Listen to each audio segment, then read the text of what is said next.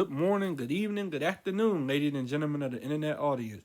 I am your friendly YouTube creator Flash fan 85 speaking. Uh First of all, I wanted to do this video. I wanted to thank all the new subscribers that have subscribed. I want to thank I want to give a few shout outs. I have three lovely famous YouTubers who subscribe to me. Uh, First, I want to give a shout out to the YouTuber I mod for, Squid Pro Clo. She has been telling me for the past few months that I should start a YouTube channel. Uh, but I'm like, I don't have nothing to talk about. But I finally went ahead and did it. So I would encourage all the new subs to go drop some support for her. Squid Pro Clo. She's a awesome streamer. I mod for her, and just an awesome community over there. She's one of my subscribers as well. Appreciate you, Squid. Always here for you. uh and the second famous YouTuber that subscribed to me is Alternate Juror. She's cool too. She streams trials. And what I like about her channel is she doesn't stream the big cases like the Karen Reeds and the Alex Murdochs and what's another famous case? I can't think of another famous case at the moment. But the point is, she streams the cases that are not covered that much by the law tubers and the YouTubers and stuff like that. And I want to give a shout out to one of her moderators, Gabby. She's cool. She she encouraged me to start a YouTube channel as well. And another famous YouTuber that subscribed to me, the Defense Russ. She's awesome too. If you are not familiar with her channel, you should go over there and drop a like, sub. She's awesome. She streams trial. She streamed the Karen Reed trial, but she didn't stream. I don't believe she streamed the whole trial. She streamed daily recaps. Don't quote me 100% on that, but if you're not familiar with her, go over there and check her out. She's awesome. Did I miss anyone? No, I don't think I missed anyone. So I'm planning on doing true crime cases. Now this one case I found is a case from Washington D.C. I'm from Washington D.C. 1938. Man by the name of Leroy Keyes, African American World War One veteran, who was unalived by two Caucasian cops. Now I want to start by saying right off the bat that over here, this channel, I don't promote defund the police. I don't promote all this racism. I don't care what color skin you are. You could be blue, purple, green for all I care. You still a person to me, and I love y'all all the same. I love everyone the same, no matter what race you are, what nationality you are. I am a little weary of cops, just because of the crimes that have been committed and the excessive force that were used against African Americans. But just like everyone else, everyone in the world, we all make mistakes. We had the opportunity to learn from our mistakes. But this case took place in 1938. You have an African American World War One veteran. He clearly has PTSD from the war. Clearly suffering. You have complaints or law enforcement claim that they were responding to a call of a disturbance at 2470 Ontario Road, Northwest in Washington, D.C. Now, they claim that he was a danger to himself, that he had a butcher's knife, that he set fire to his house, his curtains, that he was shouting that the Germans were after him, and that he fought them once and he'll fight them again. Now, I believe that statement. When people return from wars, the military, so I've heard, is hard. And it causes all sorts of issues. And it's just sad that what these war veterans have to go through. And if you are a war veteran and you're watching me, I want to say thank you for your service. I really appreciate all that you do for this country. This country is not the best. I've been told that this country is not the best. I know this country is not the best. But I'm honored to have people out there who are willing to fight for the country that I'm a part of, and that are willing to sacrifice sometimes their lives for this country. Because you don't know everyone in America, but I'm just honored to have people who are willing to put it all on the line for the country that they come from and that I come from. Now, this guy, Leroy Keyes, was at they responded to a disturbance in the neighborhood, 2470 Ontario Road. And they were planning to use their weapon. They said that the officer said the reason they used their weapons was because he had set fire to his curtains in his apartment. Now, his sister was saying, please don't pew my brother, because you can't say those type of words. It's not YouTube friendly.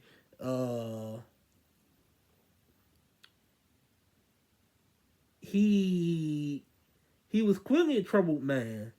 He had been treated at St. Elizabeth's hospital, which I don't know if they changed the name of it now, or they got rid of it. It's not there anymore in DC because I think they had issues at that facility. But his family was trying to get him into check my notes here.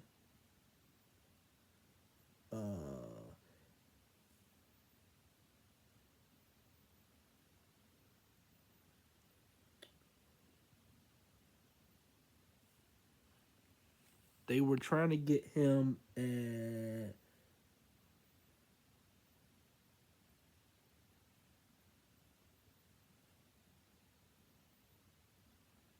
I can't find it at the moment. When I find it, I will post it in the comment section. But it said the standoff continued for an hour. Police said the Keyes set fire to his curtains, the curtains in his apartment, and that this is what prompted them to use their weapons. They feared for the safety of the buildings of the tenants. Now, I'm no law enforcement, never will be in law enforcement because I've been in the pay and that would probably be a nightmare. But is it so hard to evacuate the apartment? Have negotiators. They are the negotiation is the job profession, as far as I'm aware. But let's move on.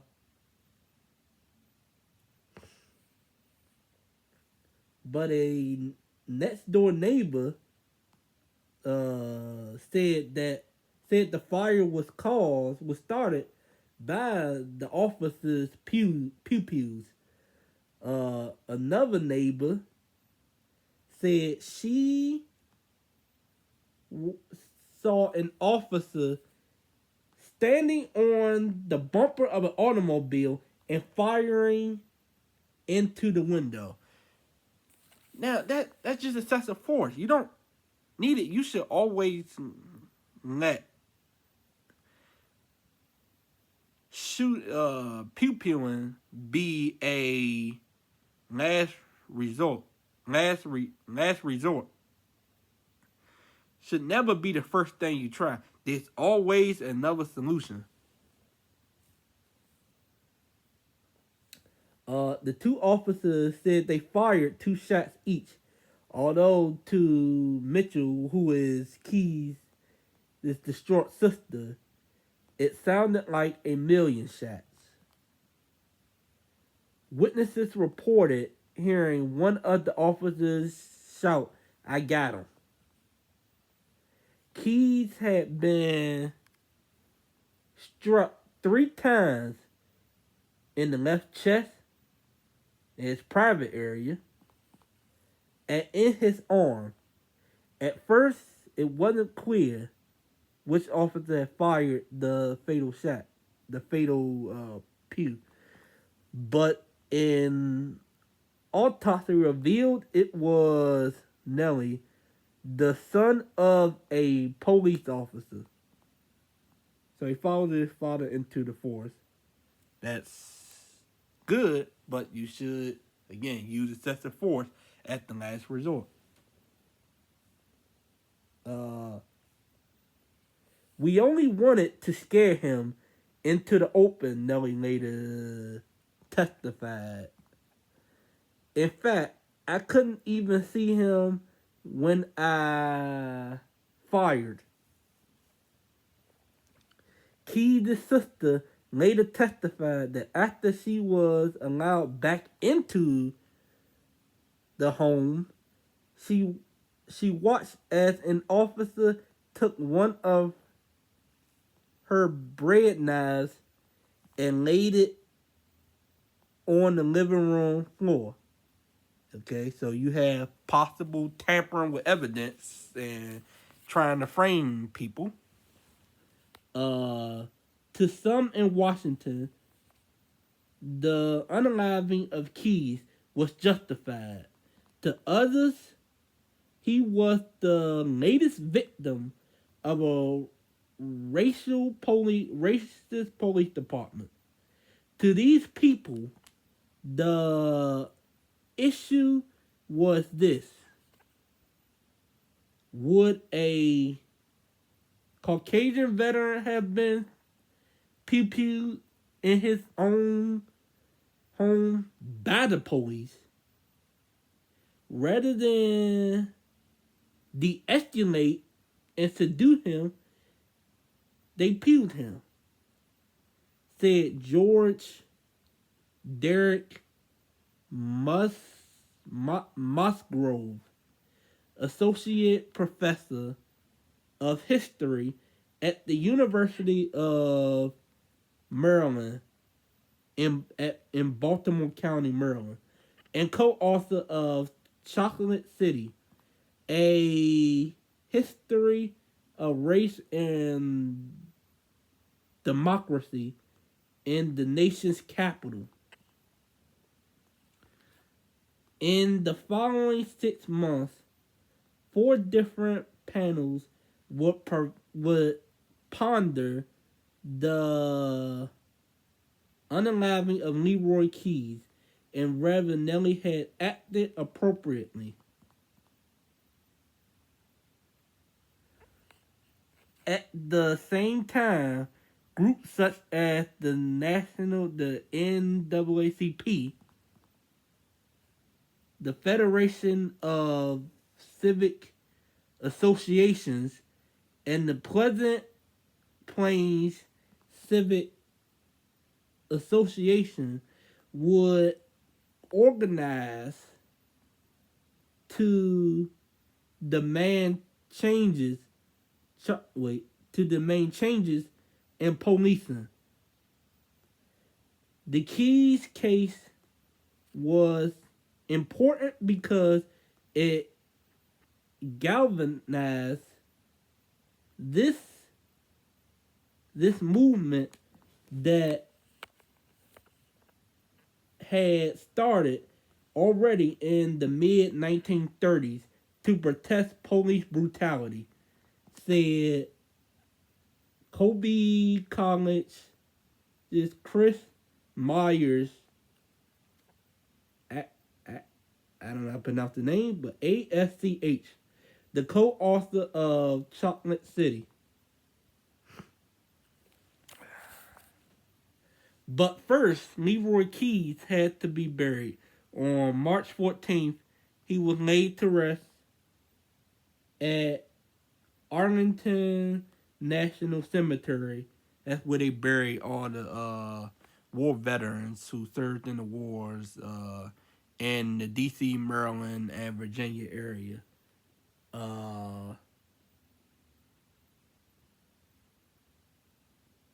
And so that completes the all the notes I took down of this case. What we had, that all goes to show that you should always leave excessive force as a last resort. You don't have to stoop to that level. Police out there, and I get it. You don't, sometimes you have to make the tough decision that someone is putting themselves in danger. They are putting others at danger. But, come on. The man was suffering from PTSD. He had trauma because because of what he experienced in the war. People who deal with those types of issues need help. They don't need you firing at them with a pew-pew. They don't need you attacking them. They don't need you misinterpreting what they are saying. They are going through something. They need help. And that's why we need either facilities or we need experts that are willing and able. We need training for these people who are able to handle these types of situations so that a situation like this, because one can make the statement that, okay, this was 1938. It was March 8th, 1938 that this happened. This type of stuff doesn't happen anymore. But it does. It does. It's wrong, but it does. That's why we need experts. We need facilities. We need therapy. And we need someone to educate people on how to handle these types of situations. I'm not an expert in this situation, but I'm a strong advocate that there should be a system or there should be laws put into place that if someone is coming back from the war, or even before they come back from the war, if the war is over, the military should provide some type of training, some type of help for these people who fought for this good country of America or any country.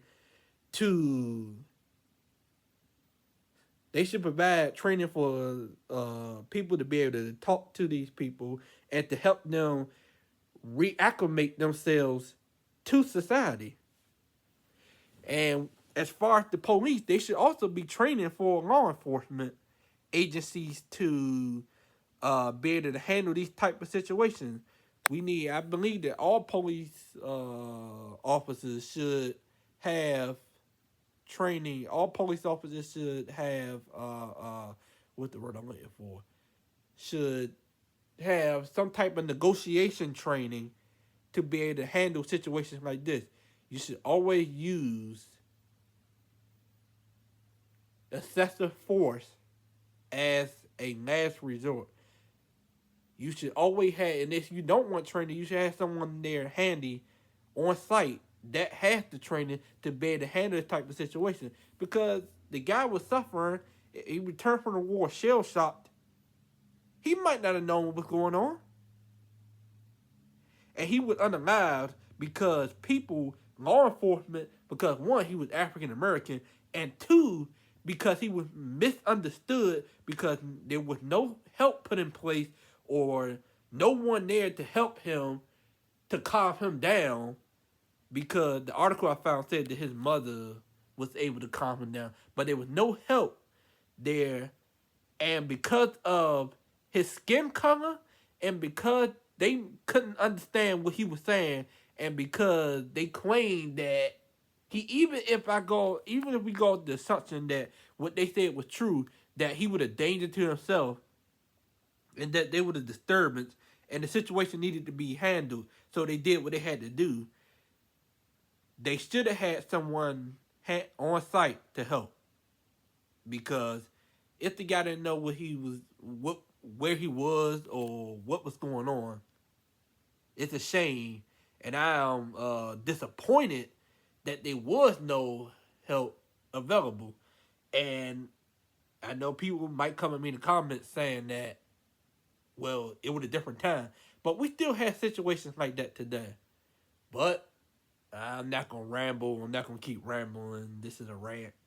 I'm new at this new YouTube thing, so this might not be the best looking video, but please like and subscribe, share, hit the bell to be notified of other other videos that may be posted. I don't have a quick schedule for the moment, but I did want to drop a video because I wanted to thank all the new support that I had, and I wanted to give y'all something to look forward to. And if you don't, at least sub or subscribe, sub or like. I don't care about the subs or the likes you might give, but the YouTubers who subscribe to me, Squid Pro Quo, Alternate Juror, and the Defense Rest, please subscribe to them, show them some support, show them some love. I appreciate y'all for subscribing to me. Y'all are awesome. I don't know where this channel would be without y'all. Y'all the ones who encouraged me to film this video, and to at least start making videos. So I'm honored that y'all subscribe to me. I have famous YouTubers, y'all. Follow them, and they got better videos than me. So show them some love. They are awesome. Love y'all and appreciate y'all. Have a great day, great morning, great evening, great afternoon. And I'll catch you in the next one.